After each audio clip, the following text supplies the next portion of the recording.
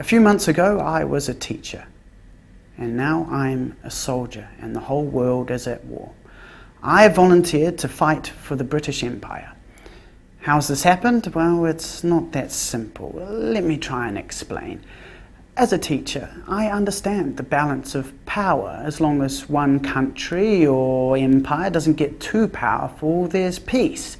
With alliances and agreements, we've been able to maintain this fragile peace. These alliances, on one side, Russia, Serbia, France and Britain, and on the other side, the Austro-Hungarian Empire and Germany, have meant that Europe has essentially been divided into two armed camps. Quite a tense time, you could imagine. And then, in June, the final straw came. The Archduke Franz Ferdinand of Austro-Hungary and his wife Sophie were assassinated in Sarajevo, the capital of Serbia. Boom, the dominoes began to fall. Austro-Hungary declared war on Serbia, supported by Germany. Then the Russians declared war on Austro-Hungary, supported by France. And when the Germans invaded France through neutral Belgium, in came the British. A declaration of war by Britain meant a declaration of war by all of us. So in came the New Zealanders, the Australians, the Indians, the Canadians and the South Africans. Suddenly it's a world war. Why did I end up in uniform?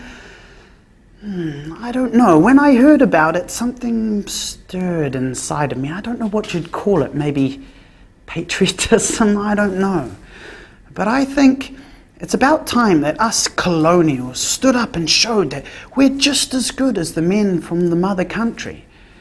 Lord Liverpool said in his response to the King's message, "Come good or ill, she, New Zealand, is prepared to make any sacrifice to protect her birthright and her heritage." I'm prepared to make that sacrifice too. I've got a clean conscience.